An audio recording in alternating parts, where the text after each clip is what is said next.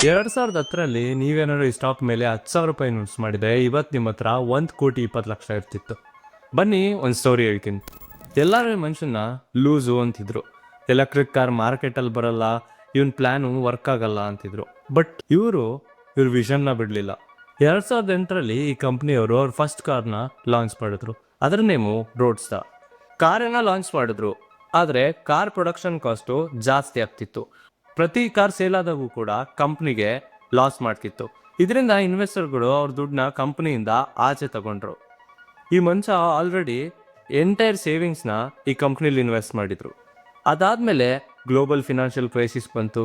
ಇವ್ರ ಹತ್ರ ಮನೆ ರೆಂಟ್ ಕಟ್ಟ ಕೂಡ ದುಡ್ಡಿರಲಿಲ್ಲ. ಅವ್ರ ಫ್ರೆಂಡ್ಸ್ ಹತ್ರ ದುಡ್ಡಿಸ್ಕೊಂಡು ಸರ್ವೈವ್ ಆಗ್ತಿದ್ರು. 2008 ಕ್ರಿಸ್ಮಸ್ ಟೈಮಲ್ಲಿ ಒಂದು ಮಿರಾಕಲ್ ಆಯಿತು. ಈ ಕಂಪ್ನಿಗೆ ಲಾಸ್ಟ್ ಮಿನಿಟ್ ಫಂಡಿಂಗ್ ಸಿಕ್ತು. 2010ರಲ್ಲಿ ಈ ಕಂಪ್ನಿಯವರು IPO ಲಾಂಚ್ ಮಾಡಿದ್ರು 780 ರೂಪಾಯಿಗೆ. ಇದೇ ಟೈಮಲ್ಲಿ ಏನಾದರೂ ನೀವು 10,000 ರೂಪಾಯಿ ಇನ್ವೆಸ್ಟ್ ಮಾಡಿದ್ರೆ ಇವತ್ತು ಆ 10,000 ರೂಪಾಯಿ 1,20,00,000 ಆಗ್ತಿತ್ತು. ಸೊ ಅದಕ್ಕೆ ಇರೋದು ಯಾವುದೇ ಇನ್ವೆನ್ಷನ್ನ ಅಂಡರ್ ಎಸ್ಟಿಮೇಟ್ ಮಾಡಬಾರ್ದು ಅಂತ. ಈ ಸ್ಟಾಕ್ ನೇಮ್ ಏನಾದ್ರು ನಿಮ್ಗೆ ಬೇಕು ಅಂತ ಅಂದರೆ ನಮ್ಮ ಅಕೌಂಟ್ನ ಫಾಲೋ ಮಾಡಿಕೊಂಡು ಎಲೆಕ್ಟ್ರಿಕ್ ಕಾರ್ ಅಂತ ಕಮೆಂಟ್ ಮಾಡಿ.